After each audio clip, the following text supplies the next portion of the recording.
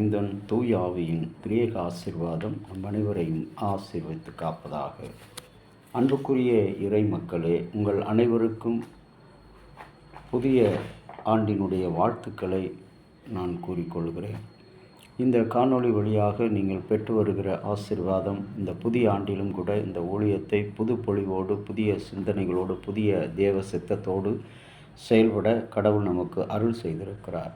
வகையில் உபாகமம் 32 அதிகாரம் 14வது வசனம், கர்த்தர் அவர்களை உயர்ந்த ஸ்தலங்களின் மேல் ஏறி வர பண்ணினார். கடவுள் நமக்கு என்று கட்டியிருக்கிற அழகான ஒரு மாளிகை தான் இந்த 2025ஆம் ஆண்டு. பல இடையூறுகளை, பேரிடர்களை, இன்னல்களை, கஷ்டங்களை கடந்து நாம் இன்றைக்கு கர்த்தருடைய மாளிகையிலே பிரவேசித்திருக்கிறோம். ஆகவே தான் ஆண்டவர் சொல்லுகிறார், நான் அவர்களை உயர்ந்த ஸ்தலங்களிலே ஏறி வர பண்ணினேன். தேவனுடைய அன்பை தழுவி தேவனாலே மறுபடியும் பிறந்தவர் என்று அழைக்கப்படுகிற குடும்பத்தின் மக்களை குறித்து திருமறையிலே அநேக நேரங்களிலே பார்க்கிறோம். கடவுள் நம்மை மீட்டெடுத்தார்.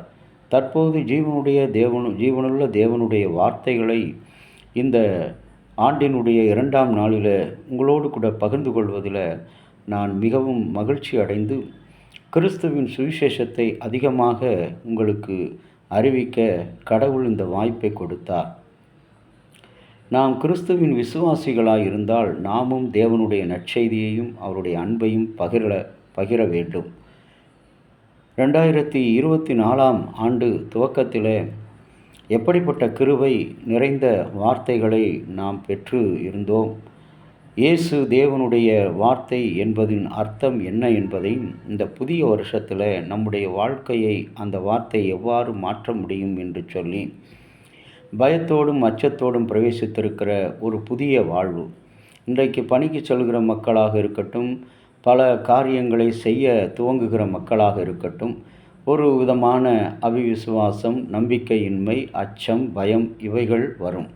ஆனால் கடவுள் அந்த அச்சத்திலும் பயத்திலும் உங்களையும் என்னையும் நம்பிக்கையோடு நம்பிக்கை கொட்டுகிற வகையில் அவர்களை உயர்ந்த ஸ்தலங்களின் மேல் ஏறி வர பண்ணுகிறார் என்று வாக்கு கொடுத்திருக்கிறார். இன்றைக்கு நம்மை 24 என்ற பள்ளத்திலிருந்து 25 என்ற மேட்டிற்கு ஸ்தலத்திற்கு கடவுள் நம்மை அழைத்திருக்கிறார். இந்த ஸ்தலத்தில் நாம் வாழ வேண்டிய வழிகளையும் வாசல்களையும் அவருடைய அன்பையும் இரக்கத்தையும் நாம் உணர்ந்தவர்களாக அநேகரிடம் சமத்துவத்தோடும் சமாதானத்தோடும் பழகுவோம். நமக்கு கொடுக்கப்பட்ட பொறுப்புகளில் நாம் கண்ணியமாக நடந்து கொள்வோம். வித்தியாசம் இல்லாதபடி நடந்து கொள்வோம். ஒரு தலைவர் ஒருவர் ஒரு மனிதருக்கு ஒரு நன்மையும் இன்னொரு மனிதருக்கு தீமையும் செய்கிறவராக, இன்னொரு தலைவர் ஒருவர் தன்னுடைய ஜாதிக்காரனுக்கு ஒரு நன்மையும் தன் ஜாதி அல்லாத ஒரு மனிதனுக்கு ஒரு தீமையும் செய்கிற மனிதர்களாக நாம் இந்த உலகத்தில் வாழ்ந்து கொண்டிருக்கிறோம். ஆனால் ஆண்டவர் இன்றைக்கு அனைவரையும் உயர்ந்த ஸ்தலத்திலே ஏறி வர பண்ணுகிறார். இந்த 2025 அப்படி தீமை செய்த தலைமை பொறுப்பில் உள்ள தலைவர்களுக்கும், இன்றைக்கு விசுவாசிகளாக இருக்கிற மக்களுக்கும், இந்த ஒட்டுமொத்த திருச்சபைக்கும் உலகத்துக்கும் கடவுள் 2025 என்ற உயர்ந்த ஸ்தலத்தில் நம்மை நிறுத்தியிருக்கிறார்.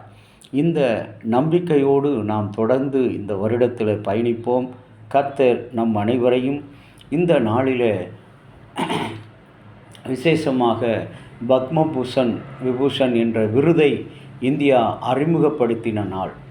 சிறப்பான செயலாற்றியவர்களுக்காக அரசால் வழங்கப்படுகிற அந்த பத்ம விபூஷன் என்ற விருது, அந்த விருது போன்ற ஒரு வாழ்வை, ஒரு வருஷத்தை கடவுள் நமக்கு இந்த ஆண்டிலே கொடுத்திருக்கிறார். புதிய வருடமாக அந்த புதிய வருடத்துக்கு நம்மை ஒப்புக் கொடுப்போம். ஆண்டவருக்கு நன்றி செலுத்தி நாம் ஆண்டவரை நோக்கி ஜெபம் செய்வோம். மகா இரக்கமும் கிருபை நிறைந்த பரிசுத்தமுள்ள பரலோக பிதாவே, நீர் தந்த இந்த மகத்தான வருஷத்தின் மாளிகையான வருஷத்தின் உயர்ந்த ஸ்தலமான 2025 பத்ம விபூஷன் விருதை காட்டிலும் மகத்தான ஒரு விருதை நீர் எங்களுக்கு இந்த வருஷமாக கொடுத்திருக்கிறீர். அந்த விருது தகுதியானவர்களுக்கு தகுதி பார்த்து கொடுக்கப்படும். ஆனால் ஆண்டவராகிய கடவுளோ இந்த 2025 என்ற ஆசீர்வாதத்தின் விருதை அனைவருக்கும், பாவிகளுக்கும் சரி, பரிசுத்தவான்களுக்கும் சரி, உண்மையானவர்களுக்கும் சரி, தீமையானவர்களுக்கும் சரி, அழுகையில் இருக்கிறவர்களுக்கும், நகைப்பில் இருக்கிறவர்களுக்கும் அனைவருக்கும் வித்தியாசமின்றி ஒரு அவார்டை, ஒரு ரிவார்டாக இந்த நாளில் 2025 கடவுளே நீர் எங்களுக்கு கொடுத்திருக்கிறீர். இந்த ஆசீர்வாதத்தோடு நாங்கள் கடந்து நிற்கிறோம். கர்த்தர் எங்களுக்கு ஒவ்வொரு நாளும் உம்முடைய வழிநடத்தலை கட்டளையிடும். இயேசுவின் இன்ப நாமத்தில் வேண்டுகிறோம் நல்ல பிதாவே, ஆமேன். தந்தையாகிய கடவுளின் அன்பும் மைந்தராகிய இயேசுனுடைய அருளும் பரிசுத்த ஆவியின் நல்ல உரம் பாதுகாப்பு உங்கள் அனைவரோடு இருப்பதாக. ஆமேன்.